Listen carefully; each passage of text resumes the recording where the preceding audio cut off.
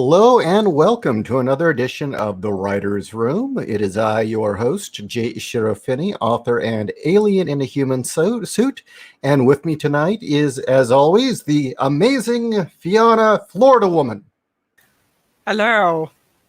And I have gators for miles. you have gators for mine. Well, before we get the show started, I want to do one plug, and that is, real quickly, tomorrow I will be appearing on Yang's channel, and we are going to discuss why classic myths persist and modern stories are quickly forgotten. So join us tomorrow for that. That should be a fun show. But for tonight, we are going to be talking about, you requested this one, Fiona. Why don't you give us a run through what you requested? Oh, basically the utter fixation that a lot of modern or postmodern writers have on, oh, you have to put tons of realism in your entertainment. It's like, that's not entertaining, that's depressing. Well, that and their idea that realism means edgy and depressing. As if that's the whole experience of life, is edgy and depressing. And I've noticed that in across the board, just over emotional or grimdark, that even it doesn't matter what it is, it's got to be negative, and somehow that means it's political. Or how often people are crying now constantly in TV shows. Have you noticed that? In stuff like that was popular. Even even when we were discussing a little bit of Dune, like Dune Messiah did a whole deconstruction of Paul Atreides, but back when Herbert did that, it wasn't popularized yet. Not everybody and their brother wasn't deconstructing everything. That was like a novelty. Well, nowadays it's like the standard. That, and it was also kind of a deconstruction of the concept of messiahs, or specifically Islam, which I don't think a lot of people caught. Yeah, he even put in stuff, even the Orange Catholic Bible stuff, Mm-hmm. Because he wasn't just going after one religion. He was trying to do big brain stuff in God, Emperor, Dune, and everything else. But most postmodern writers, when they see that stuff, they're like, oh, I gotta be that smart and edgy and basically put my own 2 cents on this wheel that's falling apart. It's like, no, you should have looked at other things Herbert was doing. He didn't completely go lopsided. A lot of them forget to put that light at the end of the tunnel. Yeah, well, do we really just sit and watch films or stories or epic tales just to watch everything go to shit like Mass Effect gave us? Or do we sit down to watch a character or a people or a group go through a crucible, and who comes out and who doesn't, and how they overcome? I mean, it's kind of been the oldest story ever, right? Yeah, and the whole thing with the postmodern, I think they like kind of combine cathartic motivational, where it's like only the cathartic has to happen, and only from a certain subset of like subversion, and everybody's shit and humanity shitty. And it's like, if you go that route, you end up, even though people seem to enjoy The Expanse, I had to drop that like a hot tamale once it got to a certain point, because it's like Holden shouldn't be the exception. I want settings where Holden is the standard, just a decent human being with a set of morals. That shouldn't be the exception in science fiction, especially. It's one of the reasons I couldn't get through the Battlestar Galactica revamped series in the aughts. Originally, when that first started, I thought the first season and a half and the pilot were some of the best television ever written. But somewhere along the line, Ron Moore and the writing team, their lefty politics got in the way. They didn't have the balls to write what they needed to. And inevitably, they make the humans just as awful as the Cylons. Everybody's at each other's throats. Everybody hates each other. Everything's dark and horrible. It's like, usually in history, when we have one clearly defined enemy, unity is the first thing that happens, Yeah. the revamped Battlestar Galactica did have a little thread of hope going through it. Like, oh, we gotta, Rosalind was like, oh, we gotta start having babies and things like that. But eventually, it did dive into like, oh, this cycle has happened before. Yeah. And then it's happened again. And it's happened again. It's like, oh, and we all suck. And then somehow we miraculously got out of it. But even at the end of that series, the angelic versions of Baltar and Six are commenting like, it could happen again, I'm just like, shit. And no, the moment I checked out is when they retconned it and made it that it was the humans' fault all along the Cylons attacked. Yeah, no, the Cylons got to the point where virtual/AI intelligence had a legit choice that it could have made. And it made it worse in the fact that the biomechanical Cylons, the human models, it basically ended up enslaving the actual robotic models, the Centaurians, and then they had a revolt against the other Cylons, and it's just like, oh god. Yeah, exactly. And I just like, you know what? No, I'm tired of this. I've seen enough of this. I've seen enough of humanity sucks. What it was, the thing that really got to me was the fact that Kane had a point. And I think the writers realized Kane had a point. And once they got there, they chickened the shit out because it didn't agree with their politics. And they had to make her into this monster and then kill her off. I mean, I don't even think because they introduced that part of Kane's character, like, what happened to the other Six model. Because I got the sense that that Six model was actually sleeping with her or something. Mm-hmm. Yeah, but they didn't even imply any of that stuff until a little bit later. That, and they made her like an absolute, let's go bomb this starship that has the only resemblance of like Earth kind of, plant and foliage, like the one bright spot in the fleet where people could pretend that things were normal, and it's gone because she nuked it. What, Commander Kane nuked it? No, the Six that was abused, and Baltar eventually got through to her, but then she turns into like, I'm gonna go have fun, explode. Like, oh no. Yeah. Really? And I just remember, I was listening because back when those shows were airing, the Sci-Fi Channel would actually play the writers' meetings. And you could listen to the writers' meetings for those episodes they had written. And I pretty much listened to them go down that path where originally they had meant for Kane to kind of be representative of U.S. militarism. And as the story progresses, they started realizing, oh shit, in this situation, Kane has a point. So they had to make her this horrible person.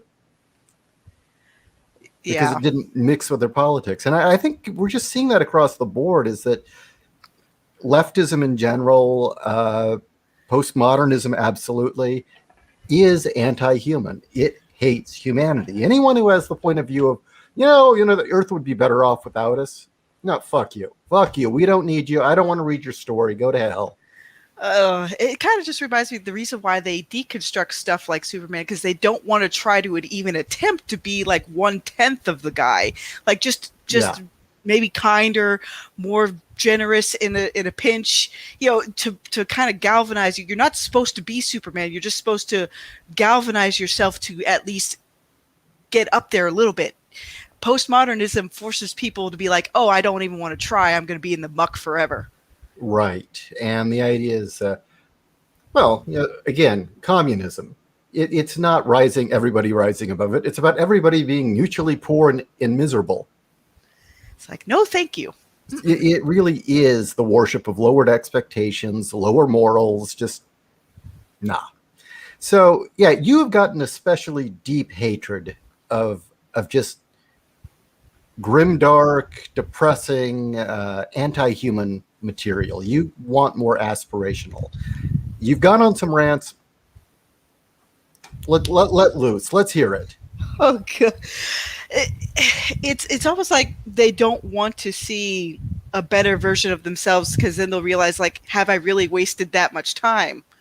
You can even look at the darn Martin guy, where he's doing everything but the series that put him on the map. But even then, I think sometimes with postmodernism, they have to be like, oh, I got to be super original. It's like, no, every single story under the sun has been told. It's just that people put different spins on them. Right. And it's just like they don't want to write about a happier tomorrow because they think whatever they're living in today, oh, we have to have our Great Depression era. It's like not every generation is going to have the same kind of Depression era level stuff that happened to, our grandparents or even great grandparents. Not every generation is going to have their turning point. Some are just faded and forgotten. Well, also in the Depression, Americans pulled together. That was the thing. We didn't, there was definitely, a lot of awful stuff going on and people turning on each other. But if you actually read about that era, communities came together and actually strengthened bonds. Yep, and a lot of the pulps that were written in that era, like the Dust Bowl era, like even from like the 1880s till like say like 1920s, 1930s, a lot of them were sure you had some horror stuff where it's like the aliens from Planet X end up destroying us, but by far you usually had stories where the spirit and nobility of man overcame things. And women weren't useless in those pulps either. They galvanized people to do the right thing. The whole idea that women were dids and fuck toys in pulp is complete bullshit. I mean, if you actually read pulps, that is so not the case. Passerby, what country are you from, or what was your countryman? But you look at what Robert E. Howard was writing. Yeah, sure, there were plenty of women that were just idiots that were there to be conquered by Conan, but he also had a real disdain for him. There were women he also deeply respected as well, who were competent, self-reliant, capable. And he made that very clear. A lot of the pulps, how often, there were, women who were just as capable as the men. Yeah. And even the old style version of, they keep saying, oh, Lois Lane was such a damsel in distress. Have you even seen the old cartoons where she's shooting a Tommy gun at the bad guys and flying planes, and it's like, what are you smoking, people? Lois Lane was the intrepid lady reporter because she was so daring. Yeah, well, even the was it George Reeves Black and White, which would play as reruns in the afternoon when I was really, really little. She wasn't a did. Usually it was her intrepid reporting, she'd get in too deep. She would get herself into trouble because she was so daring, as you put it. Yeah, it just boggles the mind. And basically a hero like Superman needs his side cast just as much as they need him. They have to bounce off each other. You just can't have one kind of archetype and then that's it. That's what all these villains as heroes, or the villain protagonist seems to be like forgetting. Sure, you need villains, but you need heroes to counteract them just as much. Okay, Dark Stranger writes, a simple way of putting it, they don't want a light to see a light at the end of the tunnel. They would rather believe it isn't there, and others believe that believe in the same, pull them down and throw them pull them down with them and drowned in their despair. Well, I think part of it is the nihilism that if there's no light at the tunnel, nothing means anything. I don't have to try. One thing, and this is kind of a weird thing to bring up, but a phenomena I recall as a Gen Xer was in the 80s, there was this real sense among boomers that there wasn't going to be any future. And they were certain at some point the bombs would fall. And they lived as such, too. And there was this horrible realization that happened in the 90s when it was clear that nuclear war wasn't coming. And what it was, oh, holy shit, we have to pay off the credit cards. My God, I'm going to get old and I have to be responsible for all these things I just did. And I think that's why there was a lot of that over-parenting in the 90s, by the way. And I think that's the same mentality. They don't want anything to matter because then you have to try. You have to be responsible. You have to be a grown-up. And even now with certain kinds of escapism, it's like sometimes I just want to forget that responsibility for a little while and just see a hero go out and, slay a dragon, rescue the lady. But whenever they think of rescuing the lady, they think like, oh, it's a prize to be won. It's like, no, if you look at most of the old pulps, they're battle couples. They support each other. They're actual team. And it's not always even romance. They just become a team. Yeah. It's just like, God, people. Well, that, and often it isn't a prize to win. Often it was like, this is the most important person in my life. Yep. Honestly, nowadays postmodernism colors so much stuff that's what they'll forget about the old stuff. They'll just, oh, we gotta just focus on the fact that, oh, they weren't liberated women. And it's like, yeah, they were. They just weren't liberated in the way you wanted. What they don't like is the fact that the old stuff has a moral compass.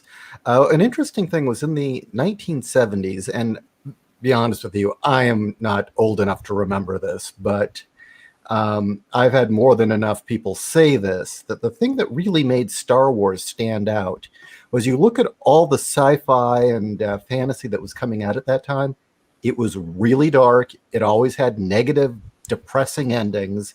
There was no hope. Everything was bad. We had Soylent Green and what was it? Future World and Logan's Run. It just across the board, it was sci-fi in general was very depressing. And out of the nowhere, Star Wars shows up, and it's very simple. It's the classic mythic hero story going off to save the princess. And you felt great afterwards. And, at the time, critics thought it was just panned it, thought it was ridiculous and childish. We loved it. Everybody loved it. Similar? Yep. And unfortunately, we're still in that part of the pendulum where it's like, oh, you want aspirational things, you want uplifting things, that's childish. And like, no, you have to earn your happy ending. It's like, you know what? I think secretly everybody wants that golden ending in their entertainment. You can tell by all the reactions to the Mass Effect debacle. Yeah. Well, going through a crucible, I think, is earning your happy ending. But in this case, I think, like, as far as the more nihilistic turn of it, they want, like, oh, the hero has to lose almost everything vital and dear to them, and then finally might get one iota of happiness at the end. And a lot of games, unfortunately, seem to reflect this because they want some sort of cerebral kind of higher thought kind of ending. It's just like, really? No, just be like in BioShock 1 and give me a dang family. Seriously. That's all you had to do, because the good ending in BioShock 1, I'm like, I remember that even to this day. I even remember the good ending to BioShock 2. And it all came down to being a proper father figure to someone. Oh, wow. Well, they hate fathers. Let's face it, they hate fathers. So how are you bringing this back in your own writing? I want to hear about this. What are you doing to make your writing aspirational? Basically, if you're going to try to do aspirational, the main aspirational heroes will be kind of like a rock. They don't change in terms of personality or morals or, whatever kind of compass they have. They're like that solid foundation, and then you can have your side cast change around them, just like, what happens with Superman.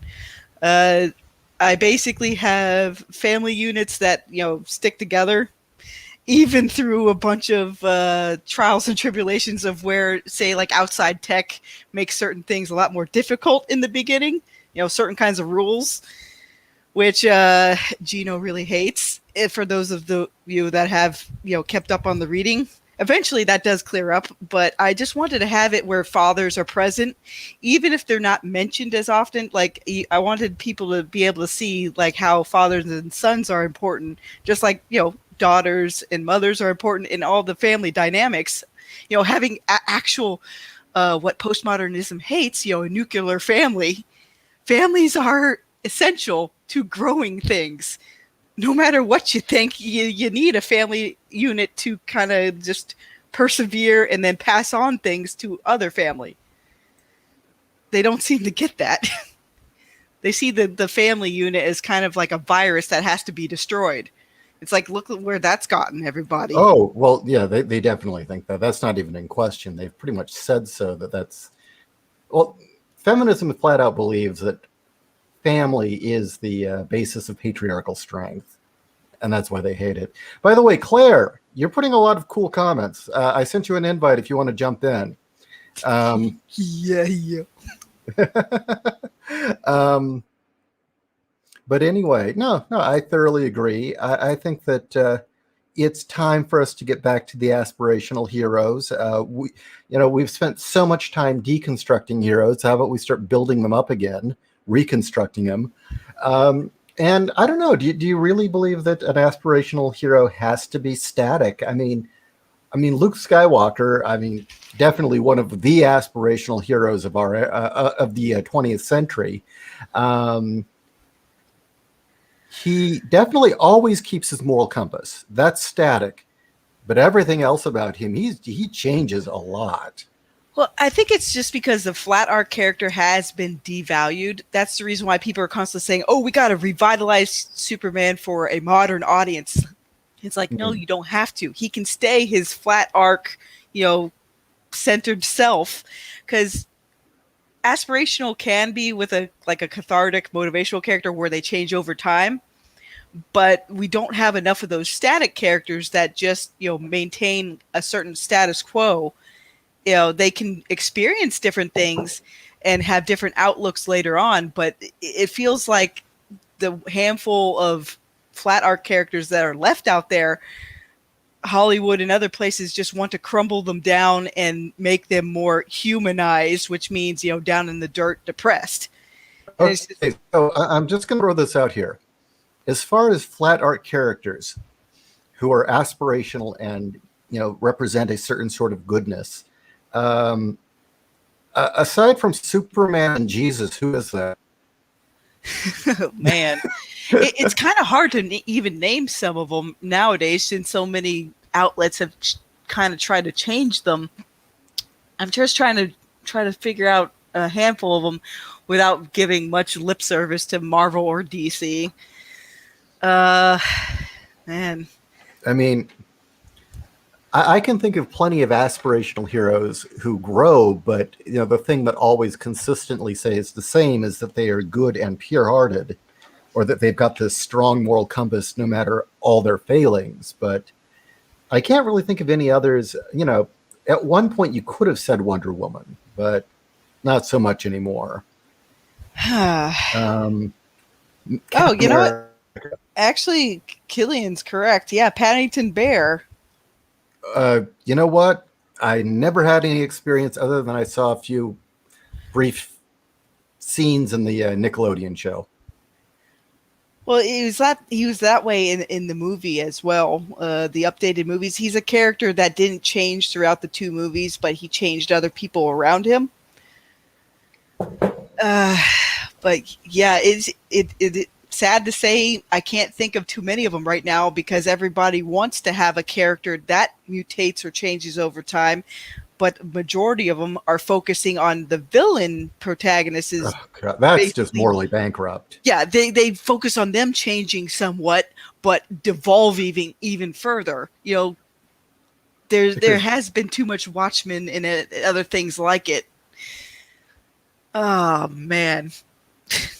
I'm trying my hardest to think beyond Superman right now, but since that archetype has been degraded so much, I'm having trouble thinking of more examples. You say what is it? Deku from My Hero Academia counts? I would say yeah, because his motivation, at least from what I've read so far, doesn't change much, and his personality hasn't changed much. He learns a lot, but his youthful spirit and his purity never changes. Yeah, I would say that. I was trying not to mention too much in the way of manga, just because it seems like they do. You know what? I guess I gotta say it. Most of the Ultraman archetypes. Yeah, everybody definitely who takes up the mantle of Ultraman, pretty much it's like, wham bam, thank you, ma'am. Like, he's gonna be the hero to save the day. Well, Ultraman is essentially Japanese Superman. I mean, that's not even... I mean, they even admit to that, so... Pretty much. Now, you said you were a fan of the Lensman, right? Yep, I've read the first book so far. Again, with writing, it feels like it's like my to be read pile is like 30 books high, and I've gone through like 5 books because it's like, oh no, more writing. But yeah, sometimes just having a simple archetype in the beginning seems to work out well, but so many people are like, oh, you got to make sure you have all this backstory, world building, and pretty soon it's like you have 90 pages of world building but like 1 page of story. Oh, Invincible. Again, that's a case I've never where seen it. Never mark seen it. Mark should be the standard for all the humans on the planet. Just a genuine, warm person. But that thing subverts everything about the superhero genre as well, because it's from the guy who did Walking Dead. Oh, okay. Um. I don't know. But It's just, okay, I'm sorry. Yeah, go ahead. no, I don't no, I want to have to interrupt. say, like with that Omni-Man guy, if he had even done half of a heel face turn that Vegeta guy did, he'd be more bearable character. Like, having him defect from the darn Viromite, empire would have been a lot more interesting of a subversion to me than having him like, I'm gonna kill everybody now in the most gory way possible. One of the things that, frankly, being that I myself have just not been in the mood for dark and depressing shit, I've been rereading Jeff Johns and David Goyer's run on the Justice Society of America from the aughts and some of the related titles. And again, it shocks me that we kept saying back then we want our heroes reconstructed, and they were doing it. And it's like, does no one not remember that? Were we so wrapped up in other shit that we just didn't notice? And one thing that I really found, and I've been fascinated as I read these because I'm trying to figure out how the hell they made it work, is the two of them took these characters, a lot of them Golden Age, that frankly, on the surface, shouldn't work. They're silly as all hell. Some of them are downright stupid when you hear their discussion or descriptions. But you read them and it's like suddenly you give a shit about these characters. They make it work. The whole underlying theme is that we need better heroes, and they're here to do that, to train a better generation of heroes. They've got a handful of Golden Age old timers, the original Flash, the original Green Lantern, a few other that I guess didn't really catch on, training these younger heroes to kind of follow in their legacy. And it's interesting that you get these paragons of good, and that throws in a character like Black Adam, who's become one of my favorites. And Adam isn't evil the way they write him. He just has a different point of view. And, he's a man who's, 4,000? He's from 4,000 BC. He was a superhero in Egypt, so he's got the morals of back then and sees no reason why not to execute criminals. And I find it interesting is by throwing that one guy in the group, he's always calling to task their high ideals and saying, is that really realistic? And sometimes he has a point, sometimes he doesn't. And I've found it amazing that, you take one of these static paragons and you put him next to, well, let's be blunt, a Vegeta type character or a Namor type character with Adam. And Black Adam, I don't know, it's just, I'm still trying to figure out how they were able to get these Golden Age heroes not to be stupid and how they could tell these stories that were uplifting and fun with heroes and not fall into any of the traps. I take it you've read any of these? It's been a while, just because I've pretty much ignored a lot of stuff from Marvel and DC for like the past 2-3 years. Like, these were written in the aughts. This is yeah, I know, but sometimes it just reminds me that these guys don't even care about their own stuff anymore. So sometimes I have a tendency to be like, I'm not gonna. It's like a rotten tooth where you don't want to poke it because it used to be like a shining example of something fun, but they've utterly demolished it. So yeah, the moment they rebooted it with Jim Lee redoing the universe, it's just like, fuck, it's over. It was all over. Anything that was hopeful or good was gone. And it's like, I'm no longer interested. As far as I'm concerned, the DCU ended that day. Yeah, a lot of this stuff, it's because all these people do want to do their postmodernistic, mundane push into entertainment because they can't see anything beyond their mundane life. You know, they want everything to be as, I guess, kind of like bland as they are. Yeah, that's another one that I'd have to say is that if you don't have interesting characters, slice of life shit is not really all that interesting. I mean, the few times that you would see the Justice League or the Justice Society have Thanksgiving was only interesting because of what they did the rest of the time. I don't really give a damn if all you're going to show me is how these characters get up in the morning and have bedhead and then need their coffee and then buy kitty litter. I just don't really give a shit. Yeah, I mean, I pretty much bypass a lot of that stuff in my own series where you get to see a little bit of the downtime, but not much of it. Because to me, like, training sections aren't really that, engaging for me, because it's like, okay, yes, I know you have to train the hero, but you can time skip that, you can montage that. Like, please get it out of the way so we can get to the heart of the matter. Well, as far as training the hero, it depends on how you're doing it. I mean, is this sort of a Batman and Robin thing where he's got this kid and he's showing him the ropes while doing it? Or are we talking about Harry Potter, where it's the point of it, where you're seeing these kids being taught to be wizards? Or is it just kind of needless filler? Yeah, and I think too much stuff has needless filler nowadays where, that's the reason why I'm trying to write my stuff to where I want to make sure I get all the events that actually propel things forward. If people want to see more training stuff, I put a little bit of that in there, but I kind of gloss over it. Maybe it's just because so much military sci-fi has like the recruits in basic training. It's like, I'm going to be upfront. Yeah, I think that the recruits in basic training tale has kind of worn out its welcome right now. It's been so overdone. I kind of agree. Yeah, well, you can fast forward through that. Maybe a couple flashbacks, maybe when it's necessary. Another version of when the training actually matters. Okay. Great hero's journey. No one, believe it or not, the original Karate Kid film from the 80s. I forget when that film came out, mid 1980s. You get a young kid from out of town. He thinks he's going to be the hero. He gets his ass totally kicked while defending the honor of a girl. An old sage saves his ass, pulls his ass out of the fire. The old guy seems crazy, but it turns out, no, there's a method to his madness. They become friends.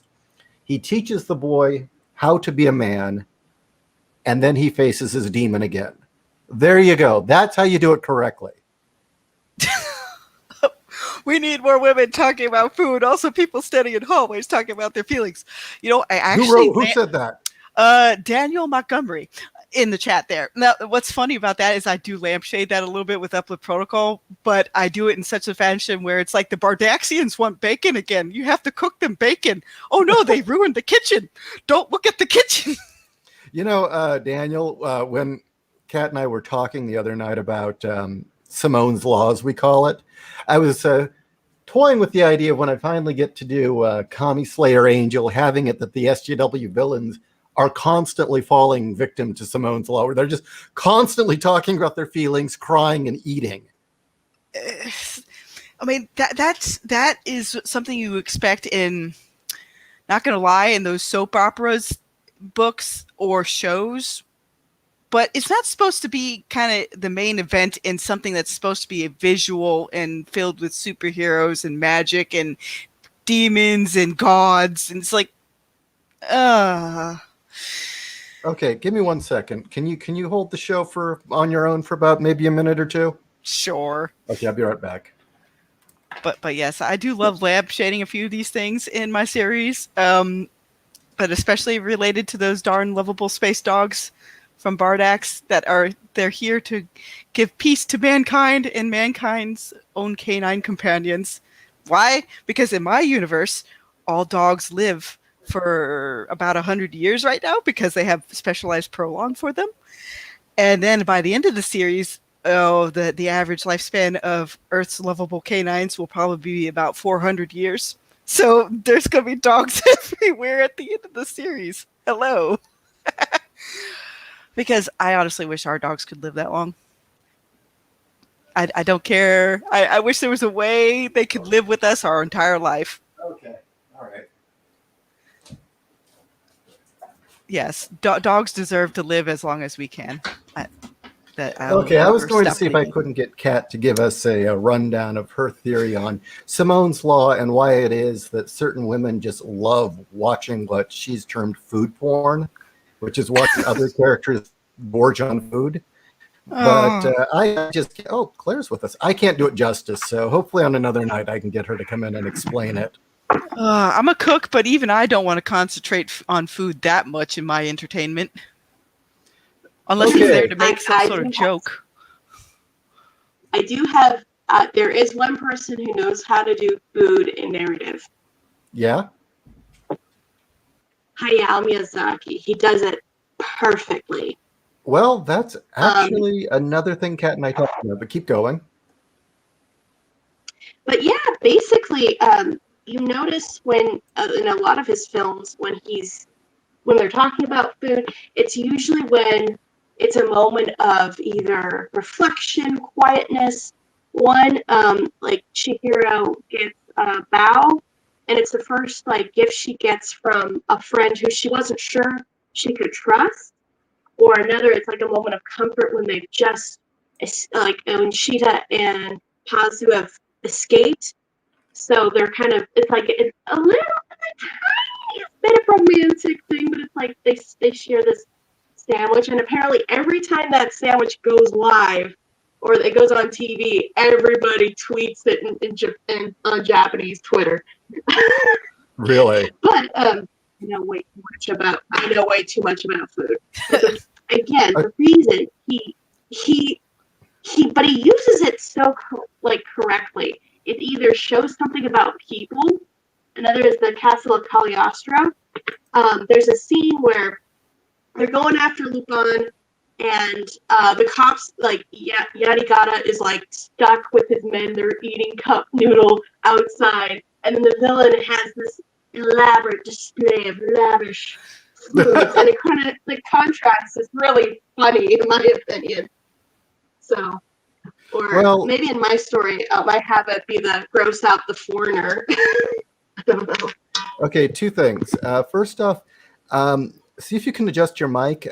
You're clipping a little bit. There seems to be kind of like a weird jumbled sound as you speak. Okay, let me see. Oh, there you go. Better. That's much, much better. Second, yeah, I'm better. I'm closer to the other router. Sorry about that. The other thing is the thing about Japan is, it's a series of islands, that food was always kind of scarce to begin with. The famines were common. Food was a big deal. And there are tropes about the food and ritual and symbolism in different meals and how they're approached. So in a sense, there's a symbolism to a lot of those different scenes. Preparing food can often actually be a symbol of self-reflection, trying to figure out what's going on in your head. Another thing is that as a comedic trait, obsession with a certain item of food is a recurring trope in Japanese films and stories. In fact, for instance, there's Godzilla versus Mothra, okay? Just throwing it out there. Yes, Godzilla versus Mothra. There's a journalist, for no reason at all, he's in there, who's obsessed with eggs. And that's almost everything he talks about. He is just obsessed with eggs. And then a giant egg washes up on the beach, and Mothra's in it, of course.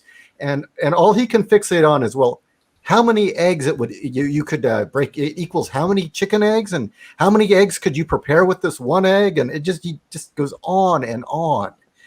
And it's a humorous trait. What was it? Was it Light or was it L in in Death Note and the thing about sweets. And I mean, so that is a recurring theme.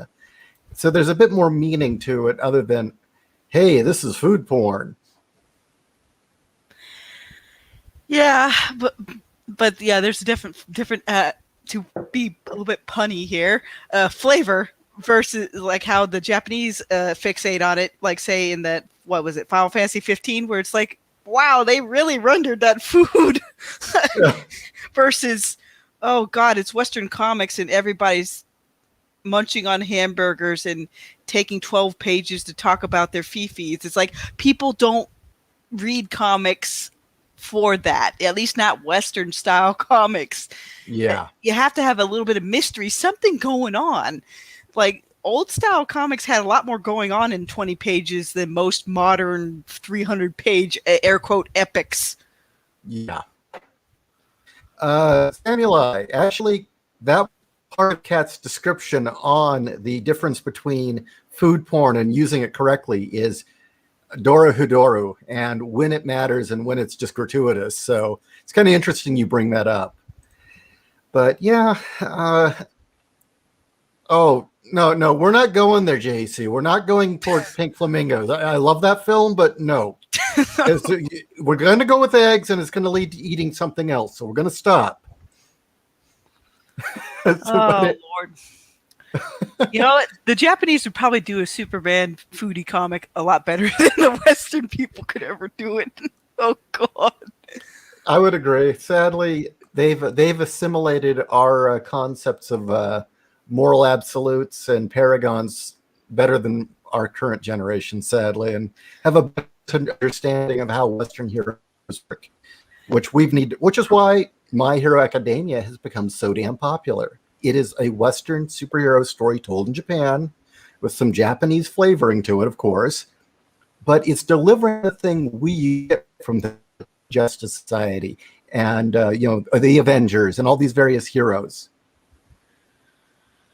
Oh, even nowadays, like say if people were trying to redo Disney's Gargoyles show nowadays, even the creator Wiseman is pretty much beyond bonkers in his politics nowadays, so he wouldn't be able to give us the same show we used to have. Oh, did he pull TDM? No.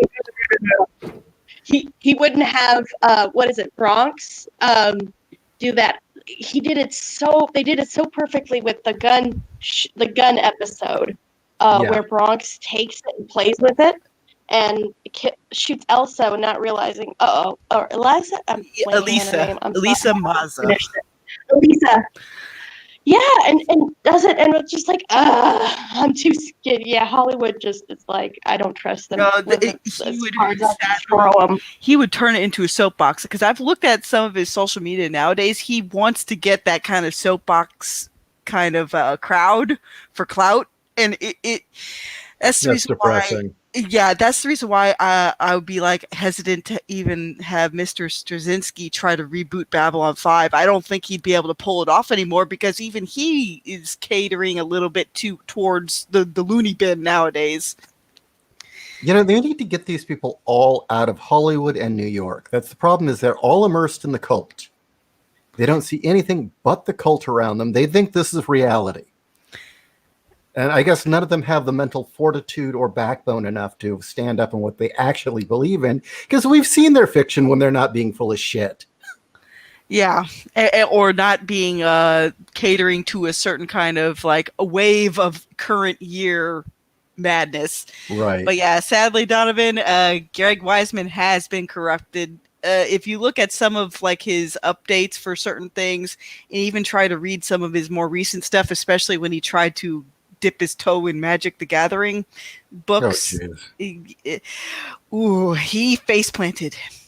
And he's even talking nowadays like he's not really talking about Lexington as a character anymore. It's like, no, he'd be LGBT representation, the first gay gargoyle I'd have in my series. And it's just like, if you're gonna have a same-sex couple in your series, don't sell them on that basis alone. Sell Is a them as stone- a character first. Who cares who they sleep with? Sell like Ivanova from Babylon 5. Sell them as a character first. Yeah, exactly. Another thing we're talking about morals, and there's another episode Kat and I really want to do, which Kat has a theory. It's a shame she can't come on because I'm mentioning a lot of the discussions we have off air we want to bring on to air because they're really enjoyable. We have this theory that we talk about that for Gen X, our real dad, they always talk about how, in the 50s, so it Fred, oh God, the guy from My Three Sons, That Fred sounds familiar. McMurray. There we go. They're always joking that Fred McMurray was everybody's TV dad on for the baby boomers, and Kat and I have got this theory that Batman, the animated series, that Batman was our TV dad for our generation, and that where do we get our moral compass? Well, Batman, and I think there's some truth to it actually. Yep, which is the reason why, some people might like the Snyder stuff, but I No. don't. I don't like his interpretation of any of it. It's morally bankrupt. That's the reason why he fit in with the Watchmen stuff, because everybody in Watchmen was morally bankrupt, except for the one guy who's supposed to represent the insane, conspiracy Rorschach. theorist. Yeah. Oh, do you know who Rorschach's supposed to represent? I've heard some people say it's supposed to represent, it's kind of those of more of a right-wing bent. Rorschach was a direct parody and attack on, and this Alan Moore hates this, by the way.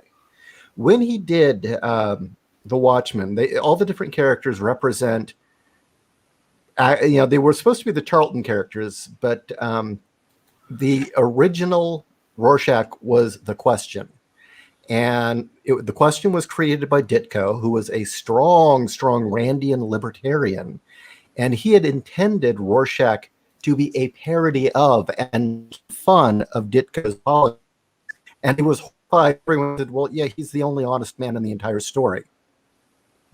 Oh, Lordy. In Moore's mind, Ozymandias is the hero.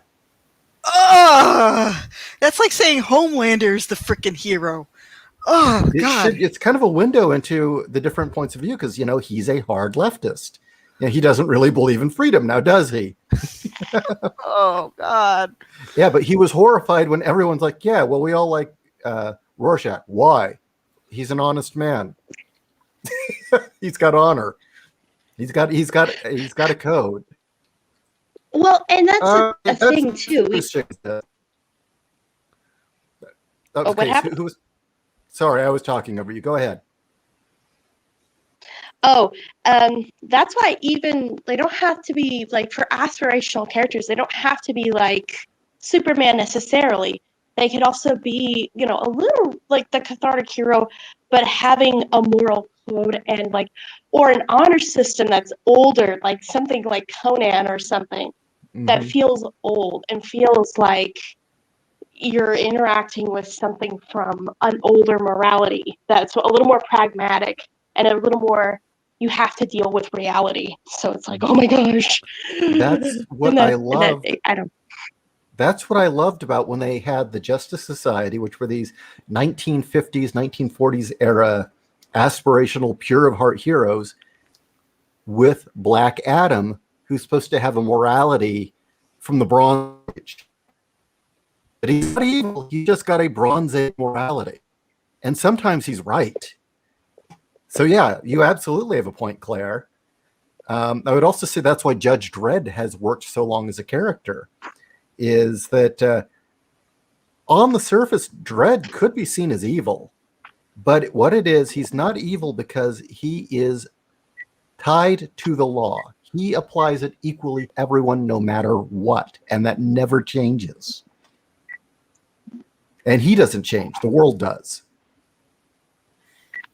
Yeah, I haven't done much with the Dread stuff just because right now, it's just like, even though Dread is, Actually, you know what? Now that I think about it, I should have thought about this before, but I was just so focused on Superman. But Ken, Fist of the North Star. He's an aspirational, static, kind of flat arc character that changes the world around him. And even though it's a dreary world, it's a world that also has uplifting and hopeful moments too. Our entertainment has forgotten how to do this. Yeah. Well, absolutely. Good is not soft. Oh, go ahead. No, I want to hear you. Good is not soft. Right. Or it can be soft and then just smack you upside the head to get the stupid out of you on occasion. Yeah, I would say in my own series, even though it hasn't come out much yet, Dexter would probably be the example of good is not soft. But I haven't revealed too much about him yet because his flip side of stuff is more integral for the series a little bit later. He's more of the spear and his sister's more of the shield. Because, I see, honestly, the dynamic of men and women isn't really apparent in a lot of modern stuff because they want to make a woman into a man, basically. Yeah.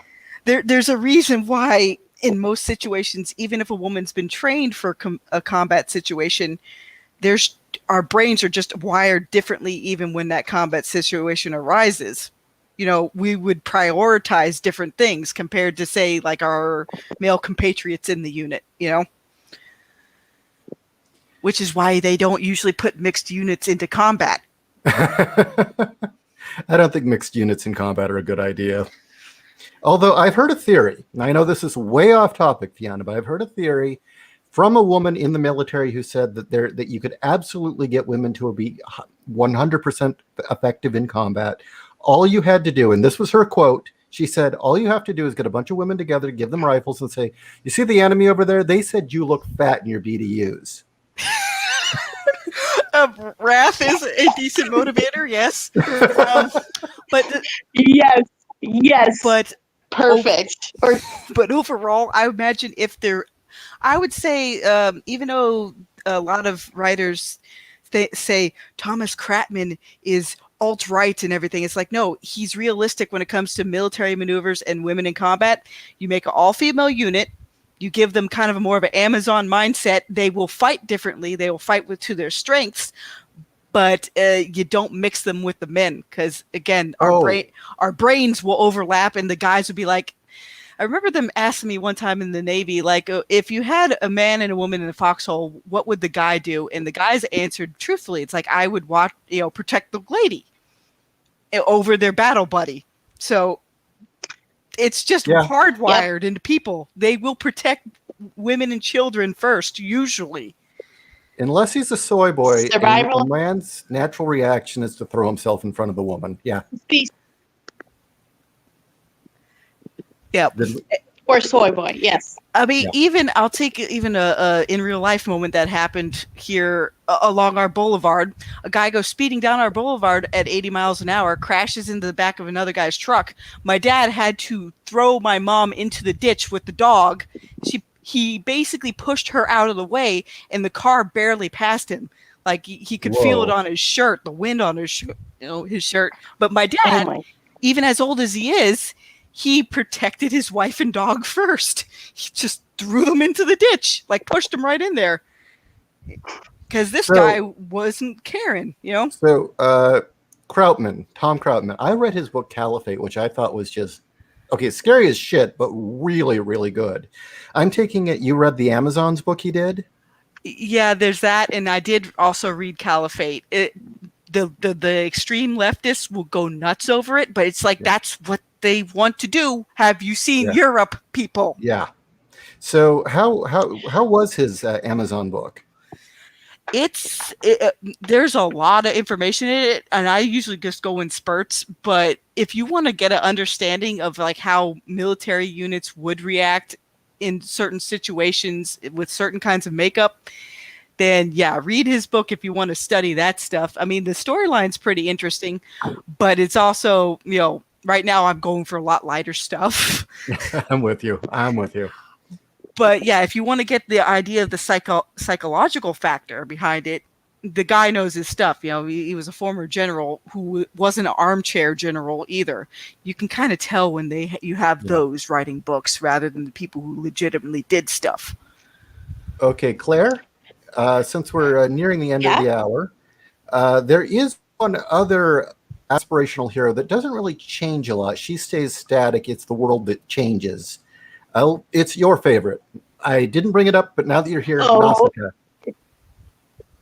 Nausicaa for sure. She really doesn't change that much. And if anything, she's trying to understand what's wrong with the world. But she does it that tiny bits, just a little as she goes. There's tiny bits of growth. Like she goes from kind of being a backwater princess to Messiah. But again, it's little subtle things, and then learning about there's a lot of backstabbing, a lot of BS that she has to deal with. But otherwise, she doesn't change that much. She sees a lot of what she doesn't want to be, and I think the big change for her was when she drew blood. And she didn't do that ever. Right. But no, that was another one that came to mind, was Nausicaa. It's just it's sad that I can think of a little bit more Japanese side of things for these types of characters rather than you American or Western side. I'm like, oh my God. Our fiction's been so thoroughly corrupted by postmodern bullshit. Oh man, and, it sucks. Even the Disney princesses have just been corrupt as all hell. Like the Elsa. Well, she technically doesn't change either. Elsa's a villain. Yeah, I would say. Yeah, they should have just stuck with it. Yeah, I would say Elisa Mazza from Gargoyles is a cathartic, motivational, aspirational heroine because she does change over time. But yeah, like as far as flat arc aspirational, besides Superman, sadly I'm drawing a blank. Maybe Gandalf could be considered that. Yeah, but Captain America. But even then, that's the from real Tolkien. Captain America. Yeah, it's like that's not even an American writer. Like maybe Aslan for Narnia. Yeah. But again, now I'm going into more stuff it's older. Yeah, we have to go back. He would say Jesus. I can't think of many modern heroes right now where. Jeez. The more and more that the 60th generation got their hands on fiction, the more they fucked it up. That's really when the morals died. Right, and it's like you kind of wonder like why, and I think especially I don't know, like Crowder did a thing, like he has a guy called Manny and he talks about like more conspiratory stuff, the conspiracy theory, otherwise known as spoiler alert of what's actually going to happen. Spoiler alert, I heard that and I thought that was so funny. Yeah. Oh, well, here we go. From Bloodthorn over here. Oh, sorry. Here, keep going. Anyway, but what ended up happening that he was talking about was how the commercialism of the 50s was actually done by the nephew of Freud. And it really talked about how they wanted to get women to smoke, but it was seen as, gross. So he basically created a flash mob of debutantes lighting up as feminists and having the torch of liberty. They filmed it, and then they made it a big thing, and then all these women started to smoke. Oh. Although there probably was like a small contingency of women that just didn't give a F, but it's kind of like how all the like only edgy girls would get tattoos and dye their hair, and now it's like even I probably like fluffy people like me might think about it. And it's like, no, Claire, stop.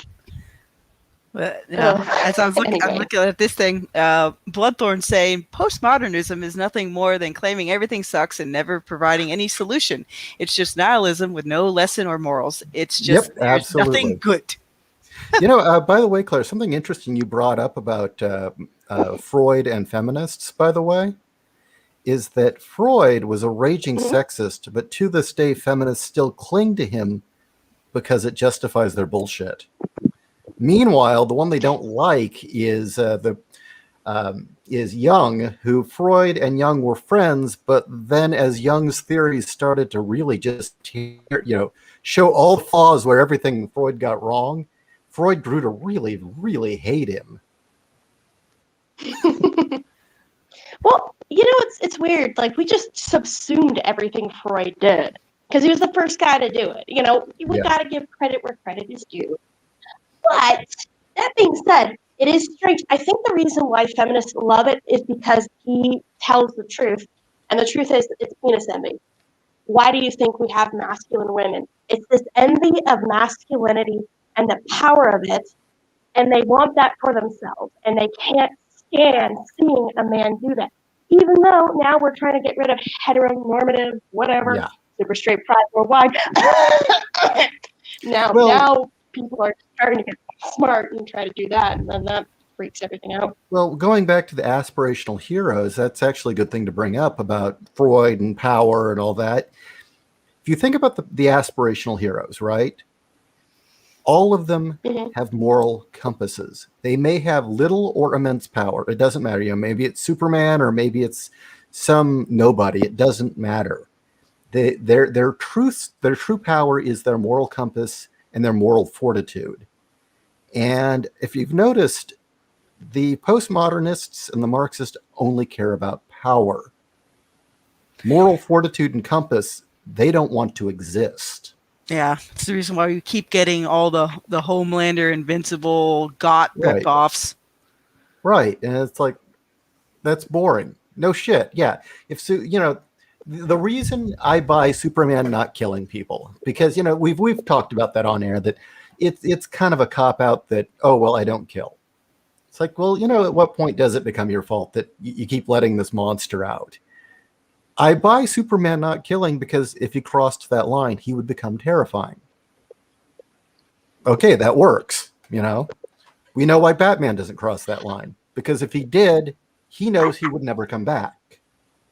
That works. Well, I do have a question. At what point, though, if you're able to do the right thing and to have agency, what point is you do need power, though, in order to do it?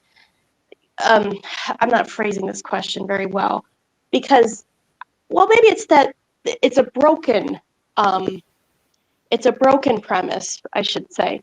You do need power and agency to a point, but if you make it everything, or rather, maybe they don't think of it in the full terms. I don't know what I'm asking at this point. I'm sorry. No, work through it. Well,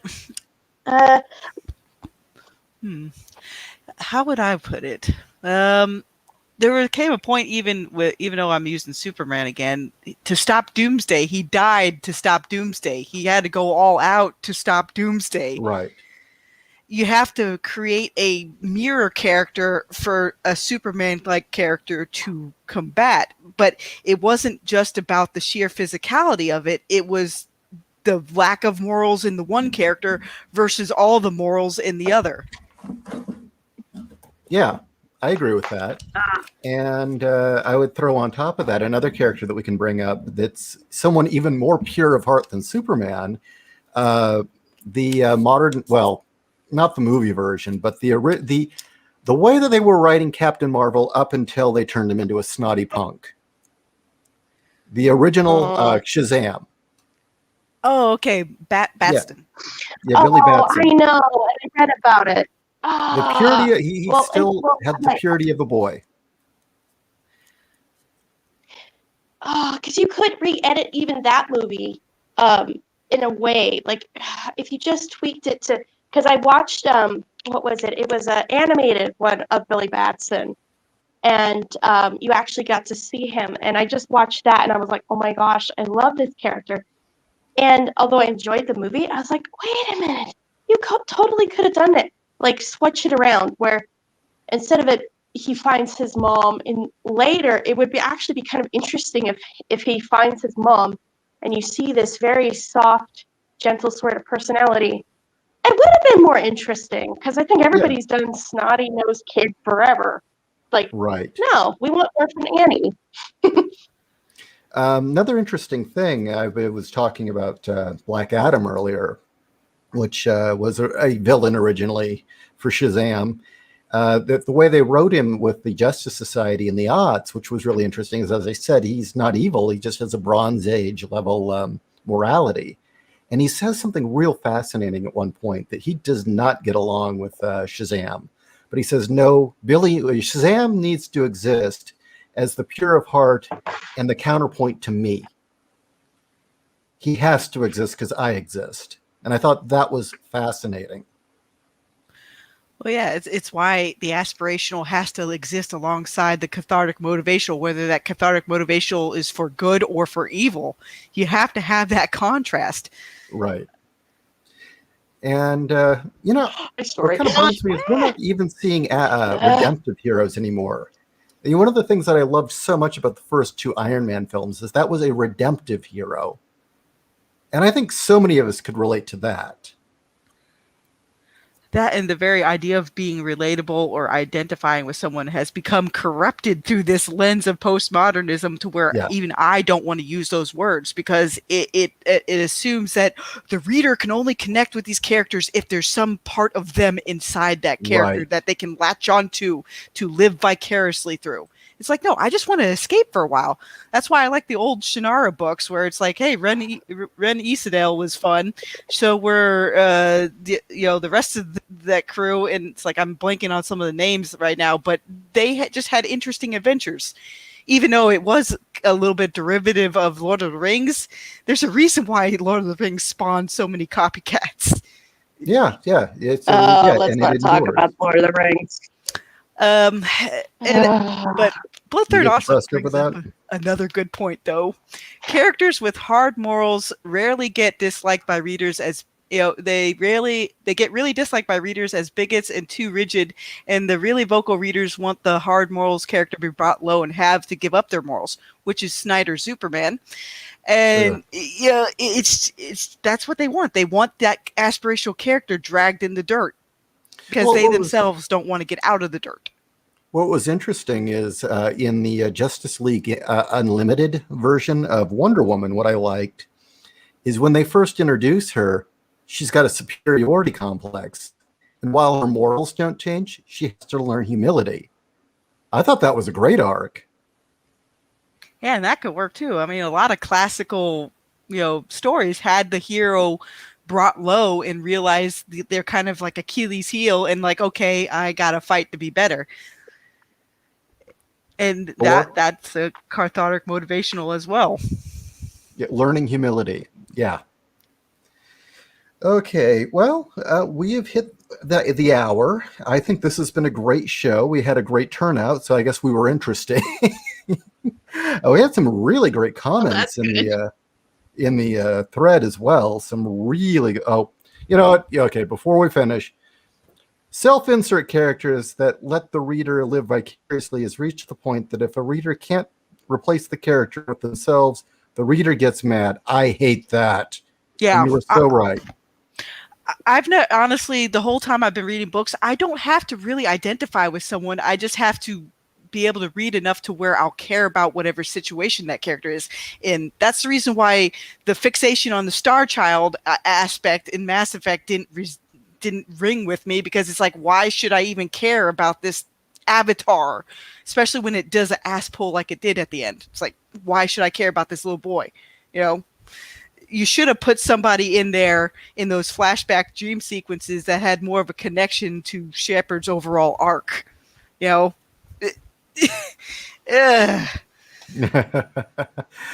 right, everyone. Why don't you two give your, plug your books or websites or whatever you like. I'm going to give you both. I think Claire already has a wrench, but I don't think you do, Fiona. Why don't you say hi in the chat, and I'll give you a wrench so you can link your website. I've been still linking people's stuff, though. It's okay. All you guys gotta do is copy paste. Okay, so let's see. I'm waiting for the chat to open up. I just opened up. Just say hi in the chat. There we go. She has a wrench. Yeah. Yeah, you have a wrench. Yeah. Do I? I guess I can refresh the YouTube page here. Let's see. Well, wait, no, you don't, and it won't let me give you a wrench. Oh, I'm in Kat's account. That's why. Hold on. I'm gonna I try haven't. so hard. I haven't been using. Do you need us? Do I need a what? Oh, I was gonna say if you were busy, do you need us to distract the chat? Yeah. Go ahead and distract the chat. I like Bloodthorn's follow up. I don't want to self-insert. I've lived my life. I know what I'd want to do. I want to read other people's reactions to situations in their relationships. It's vapidness to demand characters be reader avatar. Yeah, it's the reason. I think that's the reason why most lit RPG stuff I just really don't get into, because they make the main person doing the adventure be a little bit too much of like a blank slate, so everybody can pop in and be like, oh, I'm the main character now. And it's not like the old choose your own adventure books either. Often a lot of lit RPG stuff will have a very low on the totem pole male character, suddenly become the center of that particular universe, and it's just like you're wondering, like, why is everybody following this kid? That's the reason why I find CJ Carella's the Eternal Journey series to be much more interesting, because he takes a pretty well-rounded guy who had a respectable social life, nothing outrageous, but he's more of what I would say like a blue collar kind of guy. Yeah, not so much white collar, but more blue collar, kind of good with his hands, but it's kind of hard to explain. It's like Jack of all trades, master of none, kind of. In some areas, yeah, but that he made sure he had like 2 or 3 different skills that would make him stand out a little bit. His mechanics stuff, for one, he made sure the character with the mechanics degree would be able to help build the town fairly efficiently. And it's not just, a harem thing. He actually has characters that follow this character around because they have their own reason for doing so. And not just because it's like, oh, it's instant puppy love with the main character. A lot of lit RPG has the puppy love aspect where it's just like, is this what soap opera is for guys in some cases? Because I don't like it in the YA stuff that's aimed at 30-year-old women or people as old as me. I have no idea. Actually, you've got a wrench now, by the way. I was going to ask, do you think that the whole, I can't relate to this unless it has someone, it has to have a self-insert character for me to relate to. Do you think that's just a lack of empathy on the reader's part, that they can't empathize, or, it has to be them or nobody? Or is it narcissism? I think it has more to do with narcissism. Like, they got to be the center of everything, even in the entertainment. And for me, no, I just want to escape and see it, like what Bloodthorn was saying. I just want to see what these characters will do. Like, how will they react to certain situations? I don't, even in games, like I liked the old Alan Wake game, even though Alan Wake was as far from me as possible. It was interesting to see how he interacted with his cast and how he solved whatever was going on in this like creepy town, they don't have to be like a 38-year-old white woman from Florida for me to be like, I'm going to follow this adventure. Look, the fact that I can relate to, or not relate, I don't. The fact that I can enjoy Sailor Moon without relating to the characters should be proof that you don't need a self-insert. Yeah, and I even like aspects of Sailor Moon. Sure, it has a little bit of a downer ending, but it's nowhere near what they do for downer endings in Western entertainment nowadays. Well, we can argue that. There's kind of a deeper subtext to why she has to do that, but that's for another time. Yeah. Okay, so tell us what we're looking at here now that the link is up. Oh, that's the Scout series by Henry Vogel. If you want superversive Sword and Planet and a genuinely uplifting setting, you can't go wrong. It's one of my favorites. Subversive is. It basically, unlike subversives, which comes from below and diverts reader expectations, superversive comes in from above and gives you hope. And we have linked to your story, the uplift. Yep, I will link it here in a moment. It's like come here, blog. Hello, blog. And do Oh, you have anything to promote, Claire? Or are you just like hanging out? I'm hanging out. I mean, I have my Twitter, but it's like, I've gotten some arts, but I haven't been doing a lot with it lately. As of late, I just have nuclear hot takes on it. Well, no, it's not Nuclear that hot much. takes. I like that. No. More like, I don't know, not nuclear, more like small explosions, I suppose. I don't know. it's okay. Honestly, I have explosions to so many things, and I try to keep my feed clear about 85% of the time, but I sometimes can't help it. Anita Blake and other things do horrible things to my psyche. Oh, don't worry. I'll be talking to you Uh-oh. about Native Blake again and again. That'll keep coming up. Oh gosh, Yep. I have fear. Oh boy, that doesn't sound good. Let's just say that Anita Blake started off as something of a popcorn fun fictional setting where the character had her strengths and her vulnerabilities, but then it got turned into, in real life, Laurel K. Hamilton misadventure. Ugh. Oh yeah. And doesn't she end up like some kind? I don't know. I've never read it. I don't. She ends up being a vacuum for everything, and I mean everything. When I get into the chapter about the goddess archetypes, specifically the good matriarch or good mother archetype versus the dark goddess, I do plan in Jugs of Steel to bring up Anita Blake. And I wanted to talk to you if you consider that a character who went from being essentially a bad girl to a full-on dark goddess by the end. Can we add retarded goddess? Retarded? Yeah, that works. Because she kills the IQ of her side cast every book that happens. Well, when I read that that men in her presence that are start being brainwashed to be more suitable for her. It's like, that's just talk about narcissism. That she has like this aura that brainwashes men to make them more suitable to her personality. Oh God. All right. Well, let's call it a night. Thank you for joining us, everyone. Come back next week, and unless another topic comes up, I will finally be talking about cyberpunk once again.